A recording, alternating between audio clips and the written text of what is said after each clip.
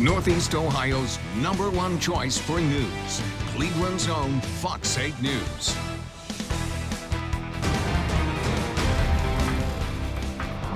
Breaking news at this hour, a live shot tonight at 10. Skyfox flying high over Euclid and East 9th in downtown Cleveland, where what started out this afternoon as a peaceful protest against police brutality erupted into violence this afternoon and this evening.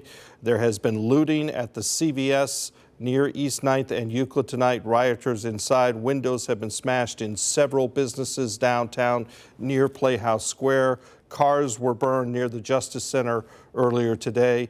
It is an afternoon and an evening. You can see some of the burning cars right there. It is an afternoon and an evening that has scarred our city to some extent.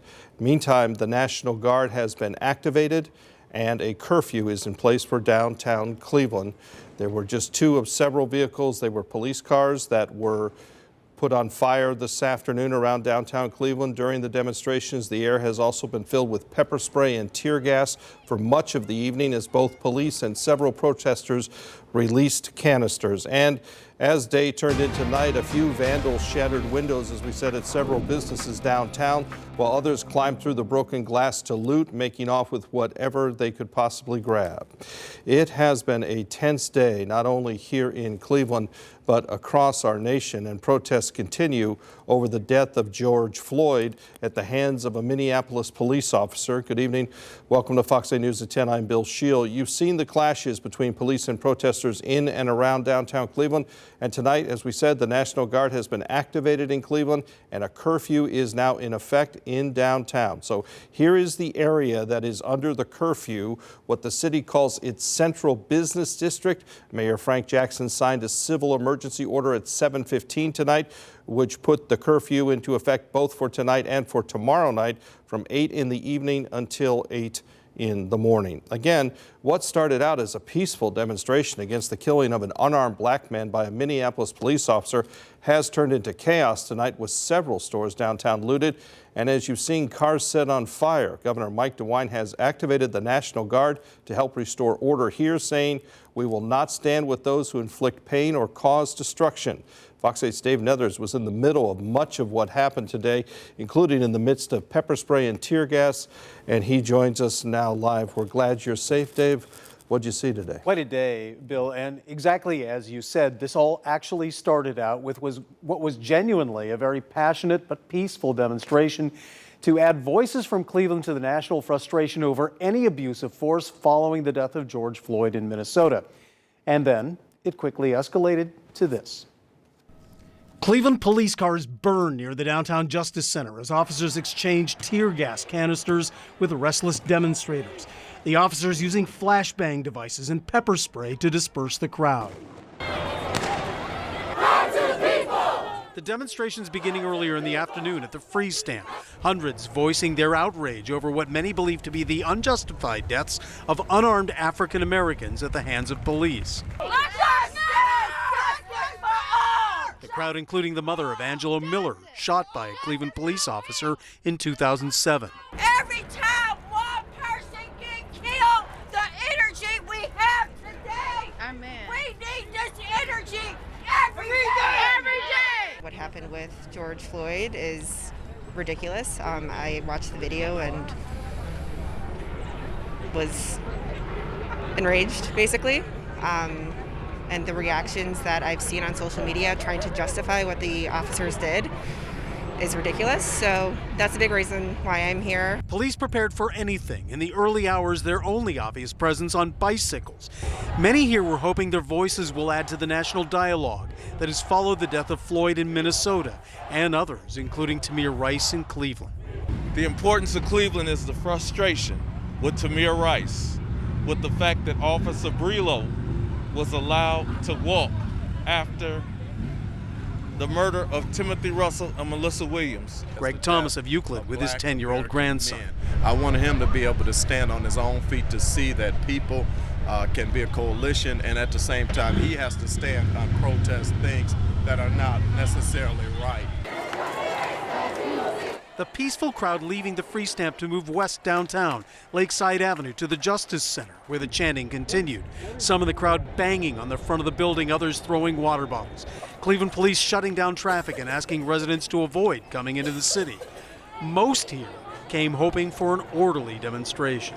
I think it's very crucial. I feel that once people become overly emotional and they let their emotions take control of the situation, that's when things can get out of hand.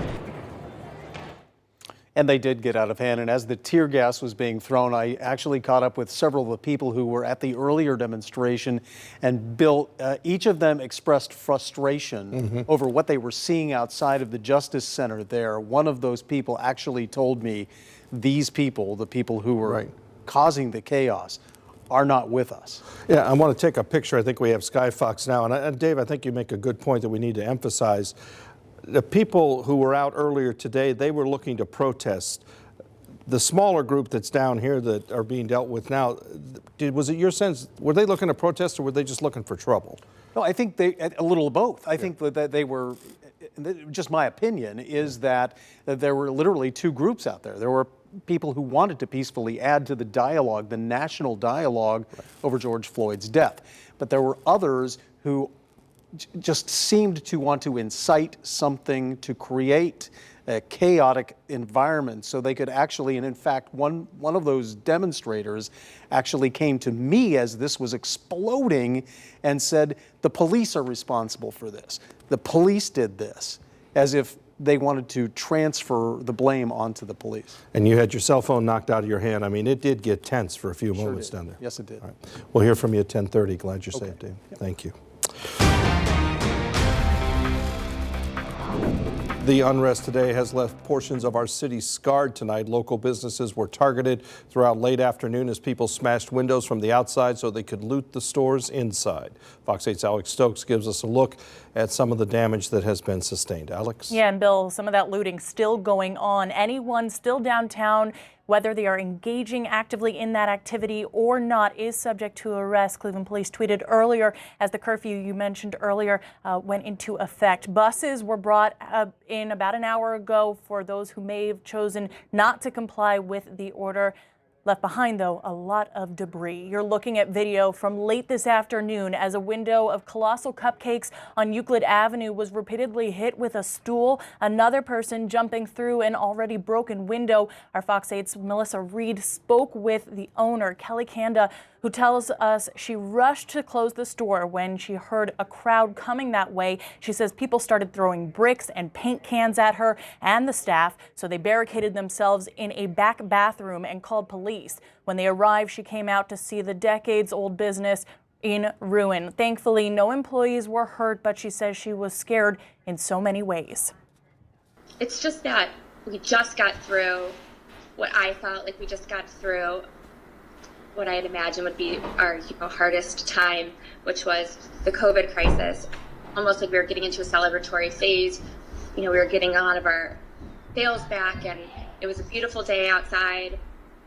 And I would have never imagined that it could come back and we could get hit worse than ever right now. This was literally everything. Everything's gone in there. Everything's destroyed, shattered, from the chandeliers being ripped down to the actual physical cupcake case. They took our princess chairs and used them to destroy the case. There's nothing left in there. It's a scene of glass. There were similar scenes at other businesses throughout the city. As we showed you earlier in this video taken on East 4th Street, rioters can be seen breaking glass windows and doors, and people stood by and watched. You can see someone earlier carrying a baseball bat around and shattered glass throughout the popular restaurant district of East 4th. Cleveland has been responding to multiple car fires and a structure fire at an eatery in Public Square. Sky Fox video showing just the scope of this damage that has littered the streets of downtown Cleveland. Our cameras also showing people who were still out past the curfew order being put on the buses we mentioned earlier, but the looting is continuing. This video at CVS downtown moments ago. on Euclid Avenue as people looted inside that store. The damage also we've seen extending to the vehicles of first responders. Cleveland Fire saying one of their ladder trucks is out of service, after being struck with bottles and rocks as they were responding to a fire downtown. You feel for Kelly Kanda and all the business owners down there, don't you, Alex? Absolutely. Something that they can't even get to right now because of the curfew order. They can't, she was saying she can't board up her store, get her personal effects. So a lot to clean up, but also very tough for them to have to see a business they've poured their hearts into now shattered. All right. Alex Stokes live for us in the newsroom. Thank you, Alex.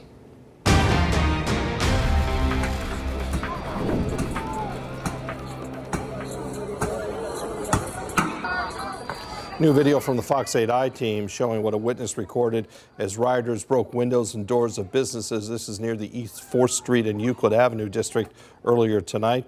Ed and Peggy Gallup obtained this video. It shows dozens of people standing around and watching as this unfolds. At one point, you can see a person jump out through a store window. An up-close view of the destruction that happened earlier this evening.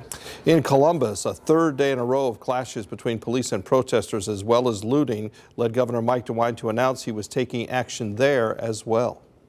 I'm activating our National Guard to help drive out hate and violence and to help instill order.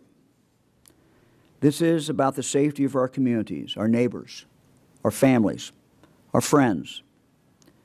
It is about protecting from unnecessary destruction the small businesses that our fellow Ohioans have worked so hard to create. It is also about protecting the First Amendment and allowing voices of protest to be heard. At the same news conference, the mayor of Columbus said it has become clear that at least some of the protesters have a different agenda than protesting the death of George Floyd. We're now at a point where we can no longer tell the difference between who is protesting for change and an end to racism and who has only chaos and destruction in mind. In addition to the activation of the National Guard, we are implementing a citywide curfew. Columbus's curfew is from 10 at night until 6 in the morning, and the mayor said it will stay in place each night until further notice. Back here in Northeast Ohio, demonstrators also gathered in Akron to express their frustration over the death of George Floyd and other African Americans at the hands of police. I can't breathe, get off me. I can't breathe, get off me. This was the scene in the Rubber City this afternoon, where there were actually two separate demonstrations a few hours apart. The first started at noon on High Street downtown, where peaceful demonstrators chanted while holding signs saying things like "Justice for George Floyd" and "There's nothing complicated about equality." Our team coverage of today's protests is just starting. Much more ahead, including an Ohio Congresswoman pepper sprayed by police.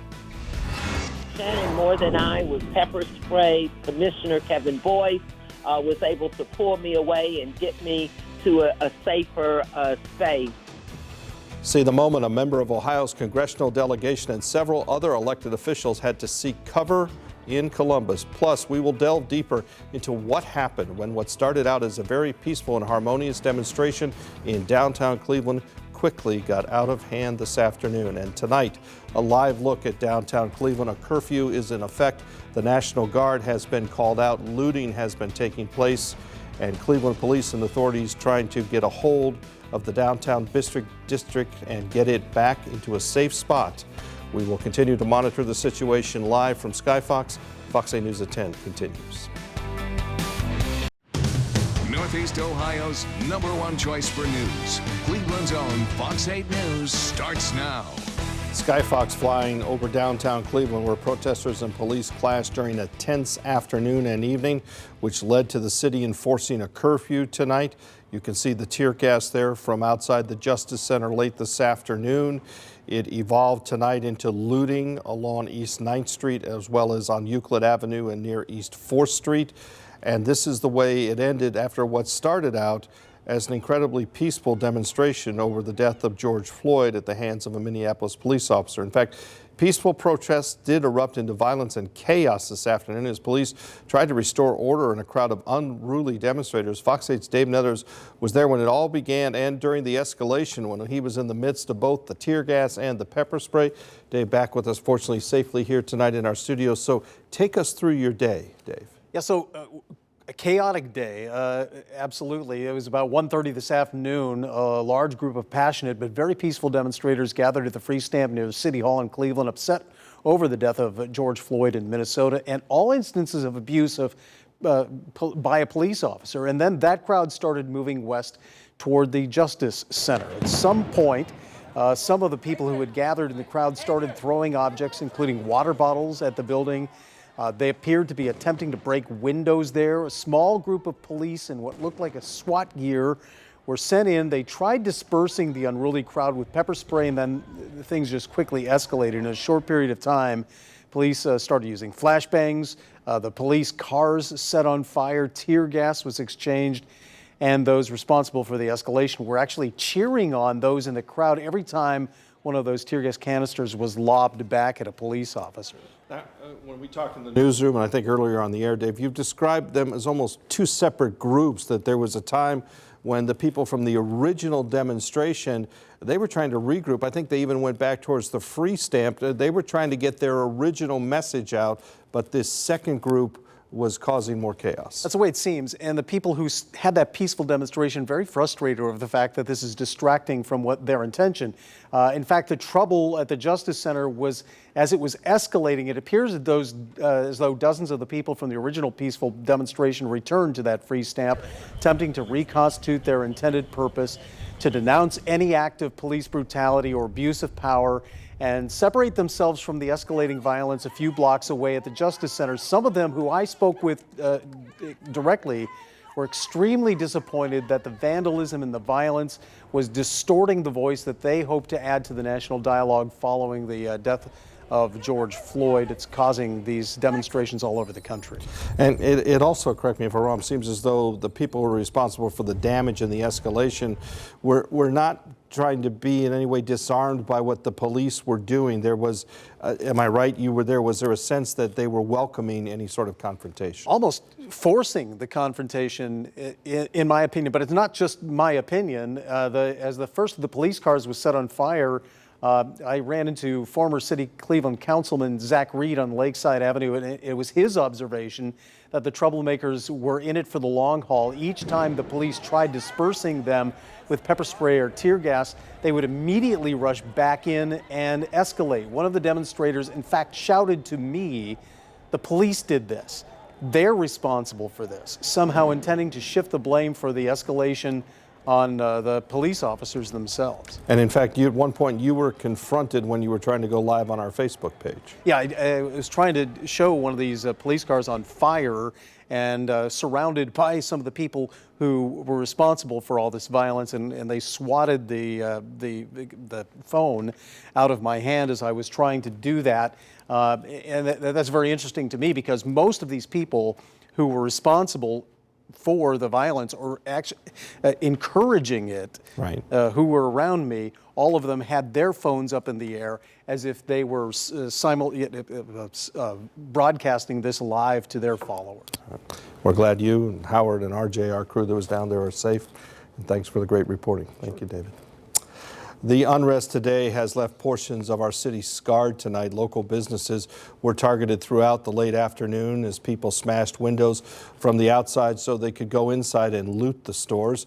Fox 8's Alex Stokes gives us a look at some of the damage, some of this, troubling, if not heartbreaking to look at, Alex. Yeah, and Bill, as we continue into the night, we're still seeing that looting. Anyone still downtown engaging actively in that activity or not is subject to arrest. Cleveland Police tweeted earlier as the curfew you mentioned earlier in this show went into effect. Now, buses were brought out for any of those who may have chosen not to comply with the order, left behind a lot of debris. Right now you're looking at video from late this afternoon as a window of Colossal Cupcakes on Euclid Avenue was repeatedly hit with a stool. Another person jumping through an already broken window. Our Fox 8's Melissa Reed spoke with the owner, Kelly Kanda, who says she rushed to close the store when she heard a crowd coming that way. She says people started throwing bricks and paint cans at her and the staff, so they barricaded themselves in a back bathroom and called police. When police arrived, she came out to see the decade-old business in ruin. Thankfully, no employees were hurt, but she says it was a very scary experience. It's just that we just got through what I felt like we just got through what I had imagined would be our hardest time, which was the COVID crisis. Almost like we were getting into a celebratory phase. We were getting a lot of our sales back, and it was a beautiful day outside, and I would have never imagined that it could come back and we could get hit worse than ever right now. This was literally everything. Everything's gone in there. Everything's destroyed, shattered, from the chandeliers being ripped down to the actual physical cupcake case. They took our princess chairs and used them to destroy the case. There's nothing left in there. It's just it's a scene of glass.